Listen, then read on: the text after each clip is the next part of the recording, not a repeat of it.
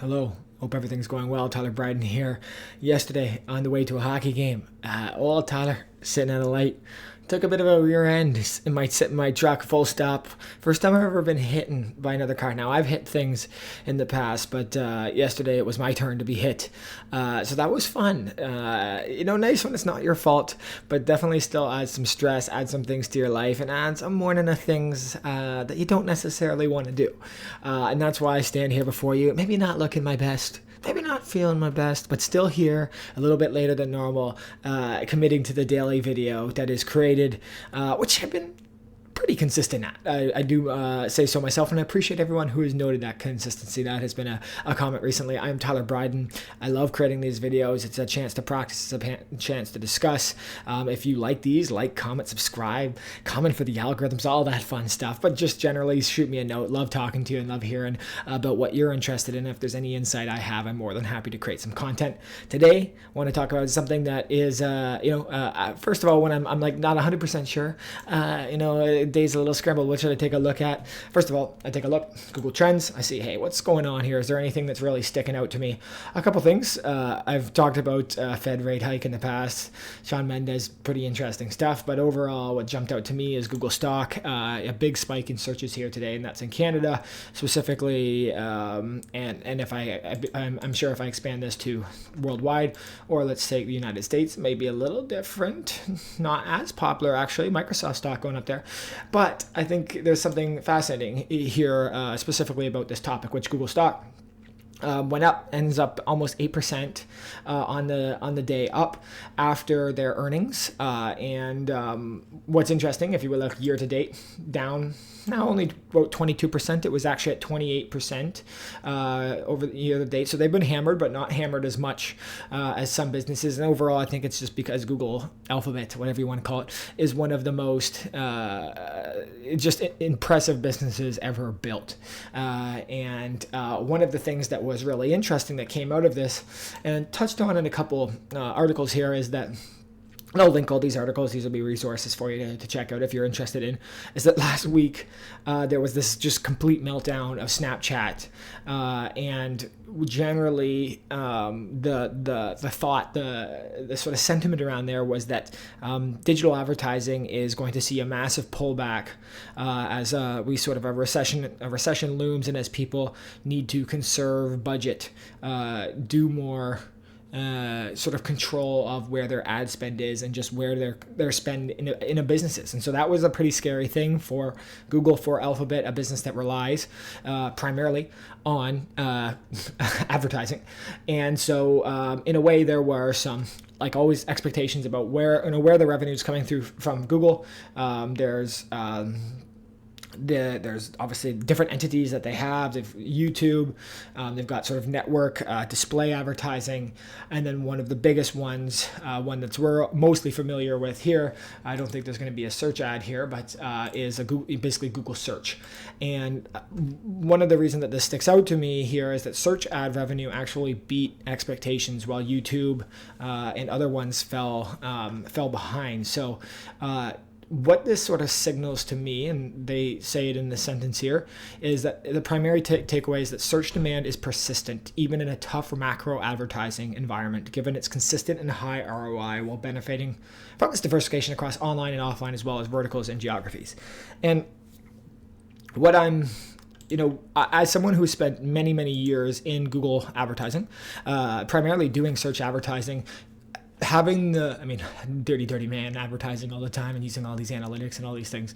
But I've always had love for Google search, because it's, instead of you trying to target audiences and demographics, where you're trying to sort of create intent or hope someone likes something, but because you've defined their persona as much as you can, search, someone is actually going through the effort of, first of all, processing, is having a problem where they're processing this in their head, converting that into a phrase or search term, and then typing that into a search engine.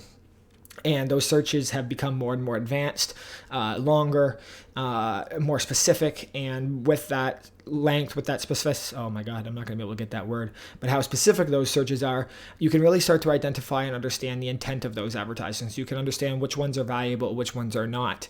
And what this does is allow you to be able to spend advertising, spend your advertising budget in a very focused way compared to some of the other channels. And all of these platforms have lost some of their impact, I think, because of the changes that Apple has made. There's more changes coming, and companies are preparing for, macro change of cookies phasing out, and we're all still trying to understand even what's going to happen here.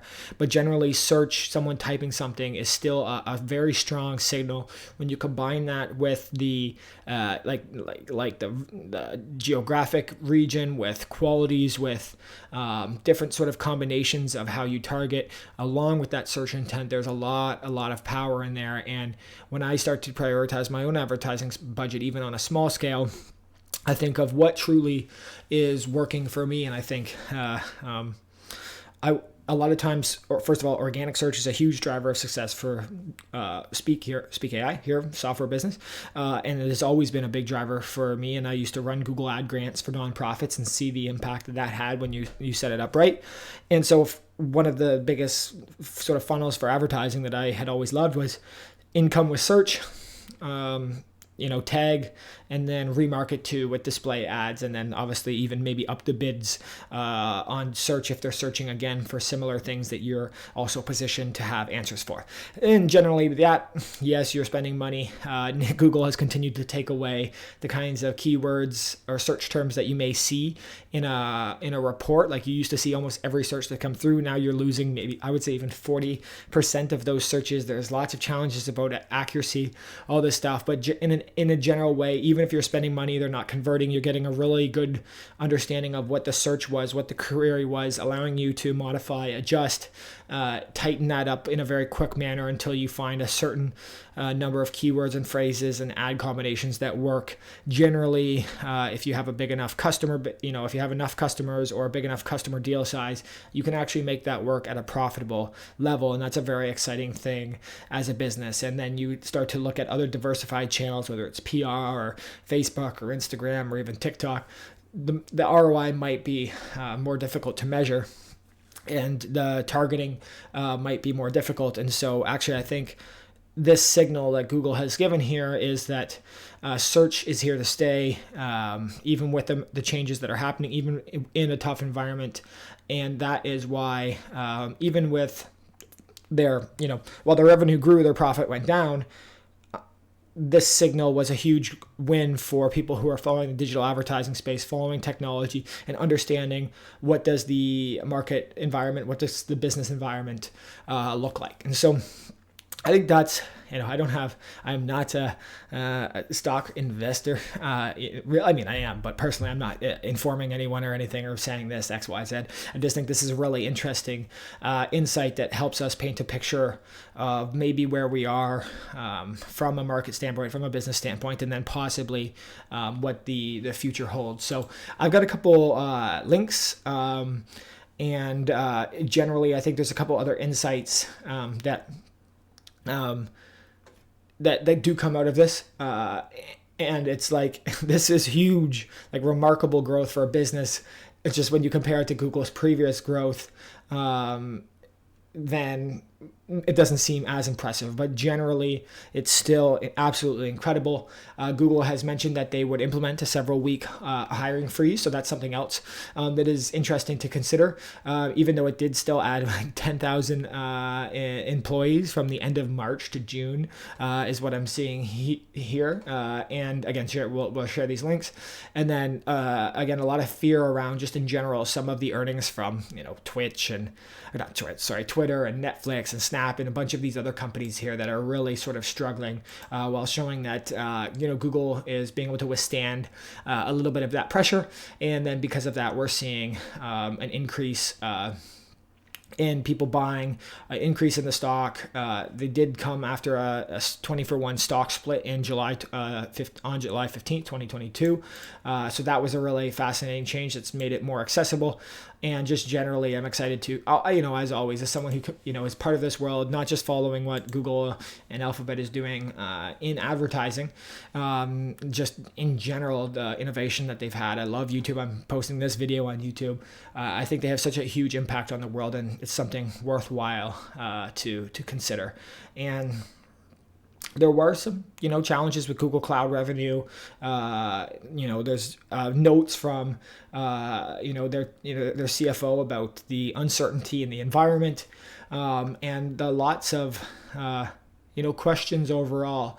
But with this, the combination of the interest rate hike here, another 0.75, a lot of reports coming out. I haven't touched down into this Microsoft piece here yet, but I'll be taking a look and seeing if anything else comes out.